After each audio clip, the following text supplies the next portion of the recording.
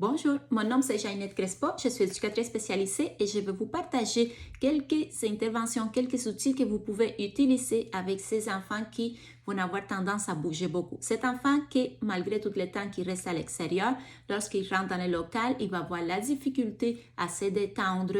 Et un enfant qui va avoir souvent des accidents ou accrocher d'autres enfants parce qu'il court dans le local ou lorsque c'est le temps du cercle, il va commencer à bouger, ça va déranger des amis qui sont à côté ou lorsque vous faites des activités à la table, l'enfant il a la difficulté à rester assis.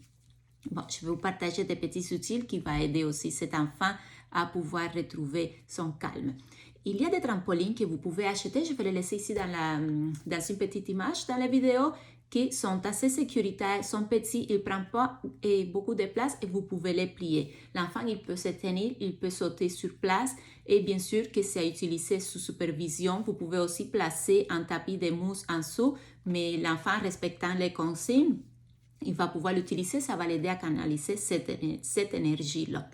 Et autre chose que vous pouvez utiliser, c'est un parcours moteur. Il y a plusieurs idées de parcours moteur que vous pouvez trouver sur Pinterest, mais sinon je peux partager aussi certaines images pour juste vous donner une idée, mais cela va permettre aussi à l'enfant de travailler sa posture, travailler sa musculature, sa force musculaire et sa coordination et en même temps canaliser toute cette énergie-là. Et pourquoi pas, vous pouvez les placer dans les couloirs des garderies, comme ça ne va pas être juste à votre groupe de l'utiliser, sinon tous les enfants, lorsqu'ils passent par là, vont pouvoir sauter d'une façon plus structurée.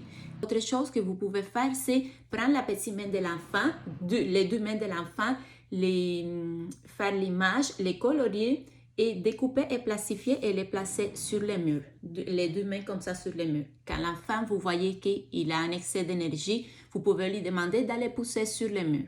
Vous les dites pousse, pousse fort, vous pouvez vous placer à côté, vous allez voir qu'il va y avoir d'autres enfants qui vont aussi utiliser ces deux mains-là pour pousser fort. Autre chose que vous pouvez utiliser, c'est ajouter à l'horaire de la journée et un moment, une période pour faire des postures de yoga. Il y a des livres que vous pouvez laisser à la portée de l'enfant et que l'enfant il va pouvoir regarder les images et essayer de faire les postures. C'est pas grave si ce ne sont pas des postures parfaites. L'important, c'est qu'il prend un moment pour se concentrer à cette activité. Et en même temps, vous pouvez apprendre à l'enfant à faire des grandes respirations. Je vais vous partager deux façons simples que l'enfant il aura besoin seulement de ses mains. Par exemple, cette activité, je l'ai faite avec des tout petits, des bébés. Je lui dis, on fait semblant que mes doigts sont des chandelles. Alors, j'aimerais que vous m'aidez à éteindre mes chandelles. Vous demandez aux petits enfants d'inspirer par les nez et souffler sur les chandelles pour les éteindre. Alors, l'enfant va faire comme ça, inspire et expire. Comme ça, vous allez faire avec tous les 5 doigts et ça vous garantit que l'enfant va faire 5 respirations profondes. Quand ils sont plus petits, les enfants, ils vont avoir la difficulté à inspirer et expirer, mais l'important, c'est qu'ils vont commencer à souffler et tranquillement, le processus va être compris et ils vont pouvoir les réaliser correctement. Pour les plus grands, les 4-5 ans, vous pouvez demander aux enfants de prendre une main et avec un autre doigt, d'inspirer pendant que les doigts montent. Vous lui demandez, on inspire, on expire. On inspire encore. Comme ça, vous pouvez le faire 5 fois. Et pour des enfants qui, lorsqu'ils terminent une main, ne se sentent pas encore assez calmes, ils peuvent prendre l'autre main et faire le même exercice. Ces deux activités-là, vous pouvez les faire en petit groupe, en individuel ou en grand groupe.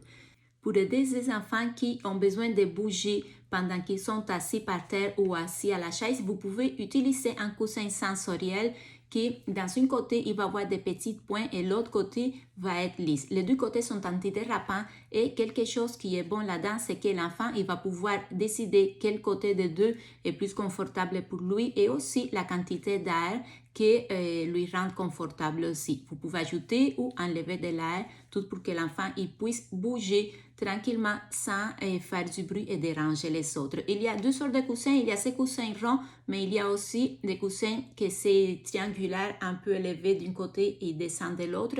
Ces coussins triangulaires va être plus utilisé pour les enfants qui ont la difficulté à garder une posture droite et ces coussins-là va l'aider. Mais pour l'enfant qui a besoin de bouger, et vous pouvez prendre les coussins ronds.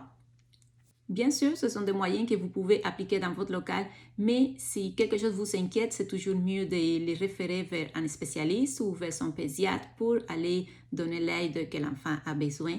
Et moi aussi, j'offre mes services, alors si jamais vous aurez besoin d'une aide supplémentaire d'une éducatrice spécialisée, je peux me déplacer dans votre milieu familial, dans votre CPE et aller vous donner ces petits coups de pouce que vous avez besoin.